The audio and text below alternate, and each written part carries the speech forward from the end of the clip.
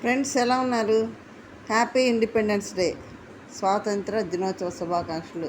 మా సబ్స్క్రైబర్స్కి, వ్యూవర్స్కి, ఇంకా కొత్తగా చూసే వాళ్ళందరూ కూడా హ్యాపీ స్వాతంత్ర దినోత్సవ శుభాకాంక్షలు. ఓకే ఫ్రెండ్స్, మనం బిగ్ బాస్ 9 గురించి చెప్పుకుంటున్నాం. నిన్న బీబీ అగ్ని పరీక్ష ప్రోమో గురించి చెప్పుకున్నాం. ఇప్పుడు బీబీ 9లో అంటే పెద్ద షోలోకి వెళ్ళేటప్పటికి అగ్ని పరీక్ష షోలోకైనా సరే ఏమి తీసుకెళ్ళకూడదు, ఏమి తీసుకెళ్ళొచ్చు అనేది మనం మాట్లాడుకుందాం. కొన్ని తీసుకెళ్ళొచ్చు అని ఉంటుంది రూల్స్, కొన్ని తీసుకోకూడదు ఉంటాయి. కాబట్టి ఏం తీసుకెళ్ళకూడదంటే watch తీసుకెళ్ళకూడదు.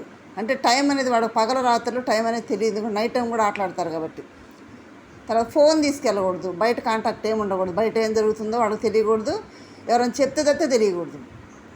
Next pen, paper, book అలాంటివి తీసుకెళ్ళకూడదు. ఎందుకంటే మనోళ్ళు పేపర్ మీద మా నోటితో చెప్పకుండా పేపర్ మీద చూపిస్తారేమోనని తీసుకెళ్ళొద్దు అంటారు.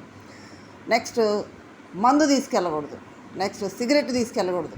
సిగరెట్ తీసుకోకూడదు అంటారు. ఏంది మేడం అక్కడ సిగరెట్ తాగుతారుగా అంటే వాళ్ళు ఇస్తారు. అక్కడ వాళ్ళు ఎవరెవరు ఏ బ్రాండ్ తాగుతారు అనేది వాళ్ళు సజెస్ట్ చేయాలి, కానీ బయట నుంచి తీసుకెళ్ళడానికి లేదనమాట. అయితే మరి కొంతమంది రాస్తున్నారు కదంటే మనవాడు తెలియగలవాడు కదా, వాడు ఐబ్రోస్ పెన్సిల్ తోటి, లిప్స్టిక్ తోటి, సోఫాల మీద, గోళ్ళ మీద ఇట్లాంటి తెలివైన పనులు చేస్తుంటారు మనోళ్ళు, ఖతర్నాక్ పనులు చేస్తుంటారు. కాబట్టి వాటికి కూడా ఇంతకుముందు షోలో కూడా రాశారు, బిగ్ బాస్ వార్నింగ్ కూడా ఇచ్చారు అలా రాయొద్దని.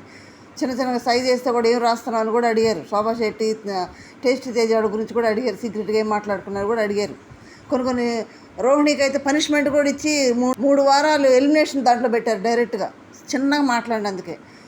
కానీ అప్పుడే ఎలిమినేట్ అయిపోయింది రోహిణి, చిన్నగా మాట్లాడినందుకు, గుసగుసలు మాట్లాడినందుకు. అలాంటివి కూడా మన వాళ్ళు కథనాకు పనులు చేసి పనిష్మెంట్లు తీసుకుంటుంటారు. మరి ఈసారి వెళ్ళే వాళ్ళు ఏ లిప్స్టిక్లతో రాస్తారో, ఐబ్రోస్ పెన్సిల్తో ఎక్కడెక్కడ రాస్తారో